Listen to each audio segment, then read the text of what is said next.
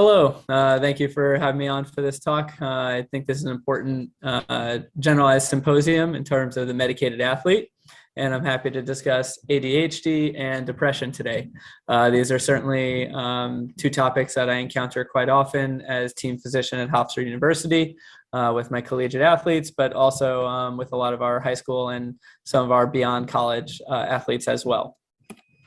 So today we're going to talk about ADHD. We'll kind of go over diagnosis. We'll talk about the subtypes and some of the medications. And then for depression as well, we're going to go over the diagnosis. We'll go over the same thing, some of the medications, and then also talk about the keys to prevention. So getting into the diagnostic criteria for attention deficit and hyperactivity disorder. We usually go by the DSM-5 criteria. Those are the most up to date. So the criteria is that you basically have to have symptoms or behaviors that have persisted for greater than or equal to 6 months, and it has to be in more than or equal to 2 settings. So that's at school, at home, at church. That can include like a team or a club team or just in general athletics. This could be in the gym in terms of gymnastics or any team activities. But again, it's not just, oh, they only struggle at school or they only struggle at home. It needs to be, pervasive among much of their activities. There has to be some sort of negative impact on their academic, social, or occupational function. Essentially, if there isn't, then they're just a jittery person and no one's really going to have them evaluated. But it's really the negative impacts that prompt the parents to have these kids evaluated. Less than 17 years of age, the requirement is to have symptoms for greater than or equal to 6 months, or 6 symptoms rather. And then over 17 years of age, they have to have more than or equal to 5 symptoms. The symptoms have to be present that started prior to age 12. So if it hasn't really been prompted or anything by that time, it's probably not ADHD. There's several other diagnoses that can be similar or present similarly to it. And then it's basically a condition that has not been accounted for by another problem. So mood disorder, anxiety, in some cases, psychotic disorder. And it's young kids, you can't just make it that is really due to oppositional behavior where they really just resist authority figures. It needs to be, again, pervasive, and they have to have several symptoms across multiple settings. So there are many subtypes of ADHD. One of the most common is inattentive type. So in this case, they have poor listening skills. They lose or misplace items on a regular basis. They're often sidetracked by external unimportant stimuli. So while most of us would be able to just ignore, the leaves blowing or something going on in the stands during athletics, they keep looking and get distracted by it. Same thing if they're in class, you should be able to focus on your work. They keep looking out the window and they're distracted by the American flag blowing in the wind, which most of the other kids can look at and then ignore for the rest of the day. They forget daily activities, packing their school bag, packing their lunch, taking out their homework, writing down their homework, simple things that they're supposed to be doing every day that they should have kind of as part of their routine. Diminished attention span, so they constantly have to be redirected. That presents as lack of ability to complete schoolwork or other assignments or follow simple instructions during sports. They avoid or they can't be disciplined with getting homework done or getting assignments done. And then they have a failure to focus on details and they make thoughtless mistakes. So they're supposed to add the numbers instead of subtract. They misplace the numbers, they misalign them. So instead of multiplying by 2, they did it by 20. So simple little things that they've been corrected, they should understand, but they keep making the same mistakes over and over again. So that's the inattentive type. This often reminds me of my 9-year-old in 4th grade, but I think he's just 9 and a boy, so I think that happens. Hyperactive symptoms. This is when they're moving a lot, so they squirm, they fidget with their hands and feet. They often appear to be restless, that they're constantly moving. When we talk about athletes, we talk about them having a motor and always being on the go. But again, we would expect when they're in religious school, when they're in regular school and they're in class, they're supposed to be quiet and listening. They should not be moving and running about. It's one thing to be doing it at home and at your sport, but at school, it should be calm and listening time.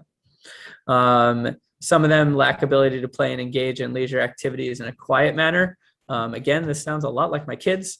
I have 3 boys, and this sounds a lot like them.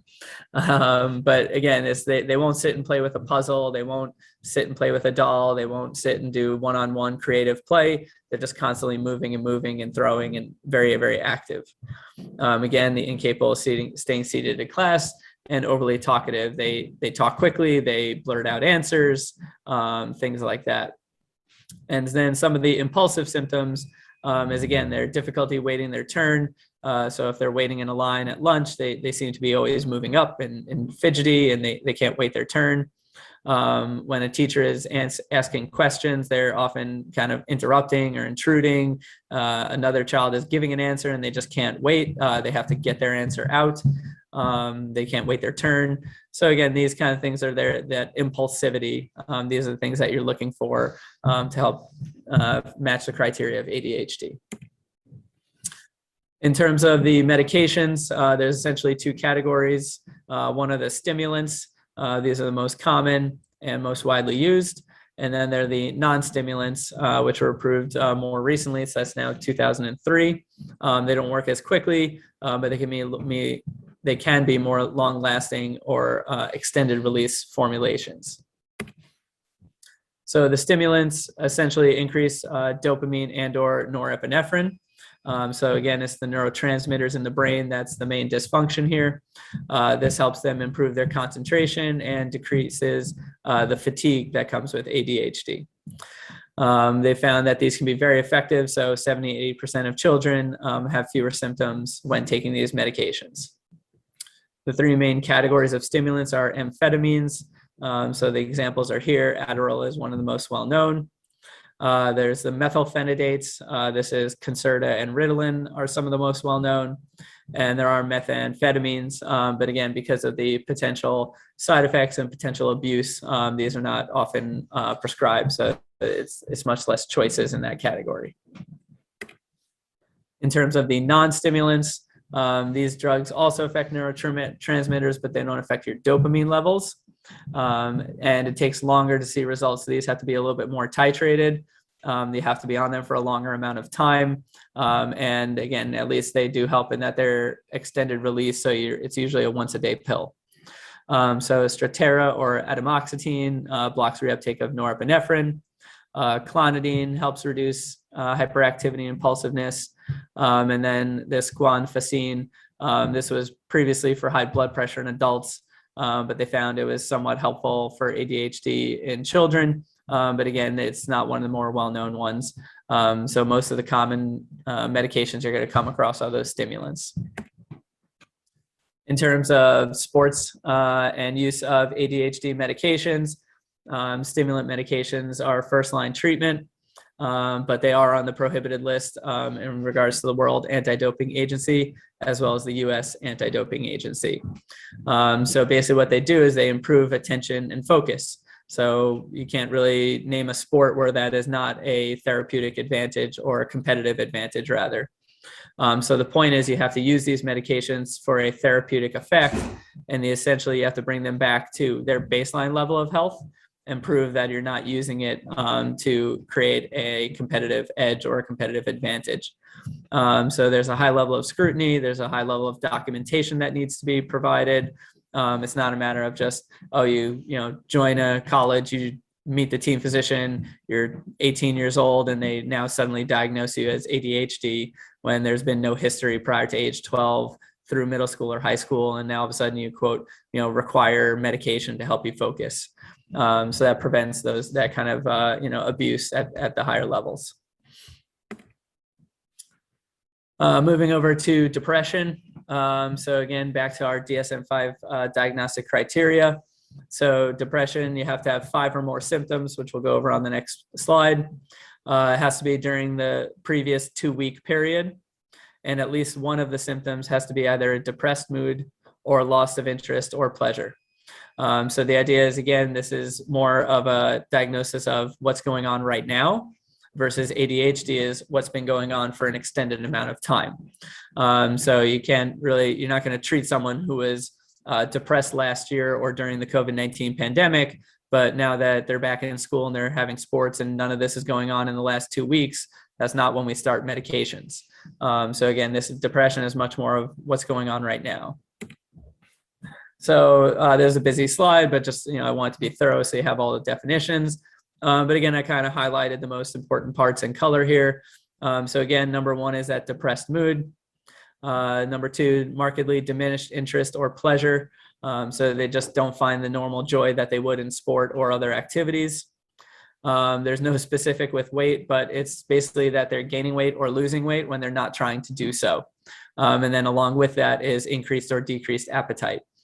So again, they just are eating all the time and they're never full. They're losing weight or they have decreased appetite, but there's no reason for it.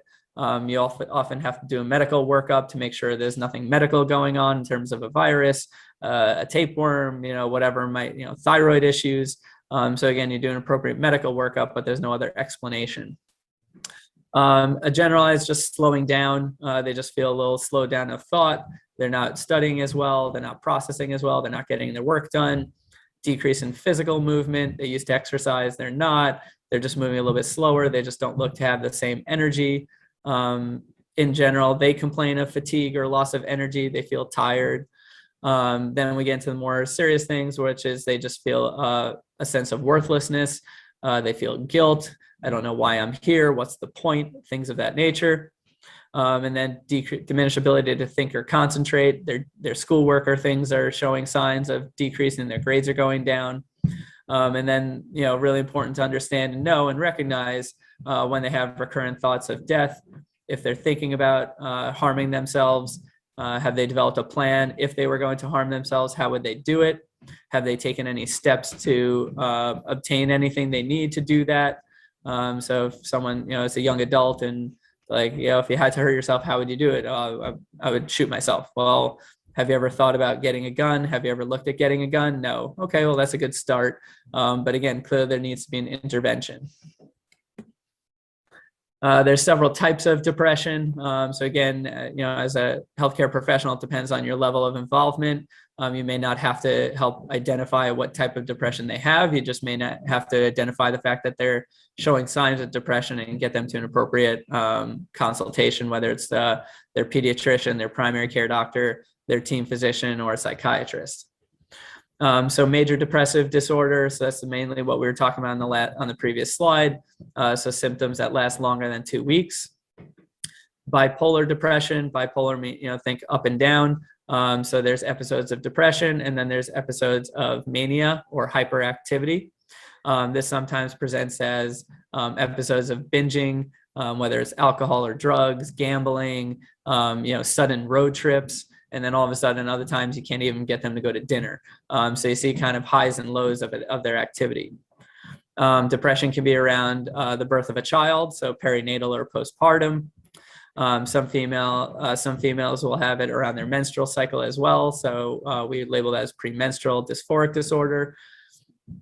When you have persistent depressive disorder, that used to be called dysthymia. So that's symptoms for 2 years or longer. So much different than our major depressive, which is 2 weeks. And some people get season affective disorder. So when they're inside, less sunlight, colder months. So it's kind of late fall, early winter, may last into the spring. When they can't do as many outdoor activities, they can become symptomatic. Non-medication treatment options are self-help. Getting good exercise, getting enough sleep, counseling, whether with a psychologist or a psychotherapist. There's alternative medicines, massage, acupuncture, hypnosis, etc. And then for the recurrent cases, you got to get into some of the brain stimulation theory, but that therapy, that's beyond the scope of this talk. Antidepressant medications are divided into 6 classes. Again, you don't need to know all of these. I just wanted to put it in for completeness. But again, they're trying to affect serotonin, norepinephrine, noradrenaline, and they all have different mechanisms of injury. So it's a matter of finding the right medication for the right athlete. Antidepressants do have significant side effects. Again, here's a list of several. Again, it's medication dependent, it's person dependent, but this is the reason why a lot of these are poorly compliant. And sexual problems in regards to low sex drive and inability to have an orgasm, it's a big deal breaker for a lot of adults. Again, for our younger kids and our college age kids, hopefully they're not doing too much of this, but in reality, we all know they are. But again, this is what leads to poor compliance with these medications over the long term. In terms of our efforts to prevent depression, we do a health screening program for all of our student athletes on campus at Hofstra. So we use a variety of these scales. We look at sports anxiety, we evaluate their sleep, we look at their personal health question, their drug abuse, alcohol use, and we look at their self-esteem scale. This was the first year we rolled this out after COVID. We actually found that 3% of athletes met the criteria for moderate or severe depression. So we're doing interventions on them now, and this was a significant finding. So it is out there. There are some online resources available for you. So I put these here with the links. And if you have any questions, please feel free to email me, or I'll be available during the Q&A session to answer those. Thank you very much for your time and attention.